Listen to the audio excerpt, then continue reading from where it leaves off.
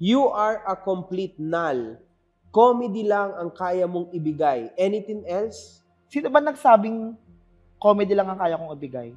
Hindi naman ako magiging OG ng Grace family kung comedy lang ang kaya kong ibigay. Pues, abangan nyo ang season 3. Lalagyan ko ang Aviona ng star. Mars, di ba toxic ka? Ngayon, mag-toxican tayo. Sa lahat ng sumali dito, parang ikaw lang pinaka-conscious sa moves mo. Ba't ka ba takot mabash?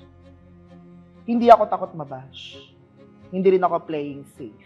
Tinatansya ko lang yung kakayahan ng bawat taong nakapaligid sa akin. Dahil tansyado ko na kayo, let's see kung sinong takot mabash. Ano ang totoo mong view sa mag-asawang Merk at Pam? Feeling ko user sila. Kasi ginagamit lang naman kami para sa reality show nila eh. Gusto nga ni Merk mag-away-away kami. Para sa views niya. Eh anong magagawa ko? Andito yung fame. Andito rin yung pera. Kaya ngayon, gagamitin ko rin kayo. Para fair. Maggamitan tayo. Basta Merk, tuwing gabi ka lang ha. Tony or Merk? Mabilis na sagot, gusto nyo? Ako lang naman nagpasikat sa sarili ko eh. Kaya mo bang aminin na kabit ka ni Merk? Parang mali yung tanong mo eh. Parang ang gusto kong sabihin sa'yo is, magkaibigan lang kami ni Merk. Mag-best friend lang kami. Never akong naging kabit. Ang mga tao lang yung nagbibigay ng mali siya sa mga ginagawa namin. Ano na ang tingin mo kay Merk ngayon? Tingin ko kay Merk, ang taas ng tingin ko sa kanya. Basta alam mo na yun, Merk, nandito lang ako para sa'yo. Pag kailangan mo ng makakausap or ng mabubugahan ng problema mo, at kung kailangan mo mag-open up, open mo lang sa akin, nandito lang ako para sa'yo. Noong mga panahon na nagkakaroon kayo ng something ni Merk, umasa ka ba talaga na pwedeng magkaroon talaga kayo ng something? Oo, umasa ako. Kaso panira talaga yung asawa niya na si Pam. Ang tagal kong trinabaho, nakita nyo naman. Pero okay lang yun, Merk. Basta dito lang ako para sa inyo palagi. Ano ang tingin mo sa ugali ni Pam? Para sa akin, maluho siya, magastos, hindi siya ulirang ina katulad ko. Anong masasabi mo sa breakup niyo ni Lawrence? Nagmahal ako ng maling tao, yun lang. Bukod sa pagiging annoying na babaerong pangit, ano pang kaya mong ibigay sa Grace family? Kuya MG, sa'yo pagaling yan? Pangit? Eh parang kanila lang titig na titig ka sa akin. Tapos sasabihan mo ako ngayon ng pangit. Lawrence naman, hindi lang pangit ang sinabi ko sa'yo. Babaerong pangit. Babaero, oh. Sagutin mo. Eh tanggap ko yung babaero, MG. Pogi eh. Pag pogi, ganun talaga. Di maiwasan yun. Kung pangit ako, Kuya MG, wala akong mga chicks. Eh di sana si Dimple hindi nag-iiyak sa akin yun. Ngayon nagbalik na si Dimple, itutuloy mo na ba ang love story nyo? Malabo na, Kuya MG. Yung mga ganong klase ng babae, hindi ko type yung mga below average. Ayoko yun. Hate na hate ko talaga yun. Yan si Dimple. Pangit-pangit ni Dimple. Pasalamat nga siya, pinatulan ko po siya eh. Sa lahat ng naging boyfriend ni Dimple, ako talaga ang pinakagwapo. Kung sakaling makakabuntis ka ng babae, tas bigla kang may makitang iba na gustong-gusto ka, anong gagawin mo? Eh di bubuntisin ko din, Kuya MG. The more, the merrier. Yun nga yung goal ko, Kuya MG. Yung mga 100 yung panganay ko, yun yung gusto ko talaga mangyari. Bilang best friend mo si Merk, si Pam na ba talaga ang babae para sa kanya? Para sa akin, maling-mali talaga na nakatuluyan ni Merk si Pam. Ngayon, napakadami kong chicks na mas bata pa talaga kay Pam. As in, batang-bata pa talaga. Tapos si Pam, may anak pa.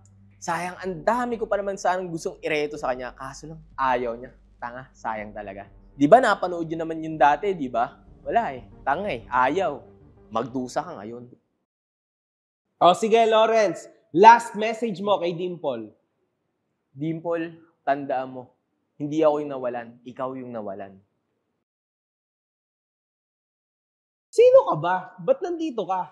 Ako'y Nicolay, pero yung ausda ka na ako, Colin, 21 years old, student, tiga Pampanga.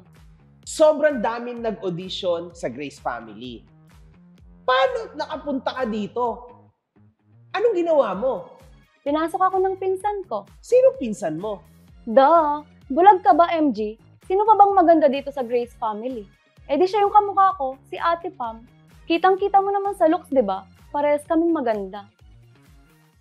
Ano ang maiaambag mo sa reality show ng Grace Family? Duh! Paulit-ulit ka naman, MG. Bulag ka talaga, no? Malamang, eh din kagandahan ko, flawless, sexy, at higit sa lahat, maganda. Perfect. At FYI, MG, pinaglihi kaya ako kay Mama Mary. At campus crush lang naman ako ng school namin. Pampangas best kaya to. The best nga, di ba? Now you know.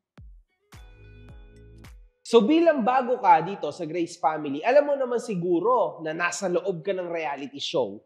So bawal pong gumamit ng cellphone dito. Nano? Ba't di ako na-inform? Paano na lang yung mga ekalal na naghahabol sa akin? Paano ko sila re-replyan yan? Alam mo, kanina ka pa yung pinagsasabi mo ng paulit-ulit. Ano ba yung elakal ba yun? Ekalal? Ano pinagsasabi mo? Ano ba yun? Hay naku, MG. Matanda ka na kasi. Ekalal, malamang, lalaki. Duh! Estudyante ka pala. Sigurado ka ba na kaya mong isabay ang buhay mo bilang kolehiyala ka at ang reality show ng Grace Family? MG, wag mo namang minamalit tong above na to. School, cellphone, mga ekalal, basic nga lang sa akin yung reality show pa kaya. Tita, mahal niyo po ba talaga si Wolf? Sobrang mahal na mahal. Bakit niyo po siya ganyan pinapalaki? Masyadong spoiled. Hindi siya spoiled. Kulang lang siya sa pagmamahal ng kanyang ina. Higit sa pagiging tahimik, ano pa po ang kaya niyong ibigay sa Season 3? Bilang ina ng Grace Family, siguro panahon na para pakialaman ko ang buhay ng mga member ng Grace Family. May mga times na nainis kayo kay Pam nitong mga nakaraan. Totoong galit na po ba yon? Oo, galit ng isang biyanan na nag-aalaga ng apo ko. Hindi ko na kasi nagagawa ang usual na buhay ko, kundi lang dahil sa anak ko, umalis na ako dito. How can you describe Pam's mom? One word, konsentidora.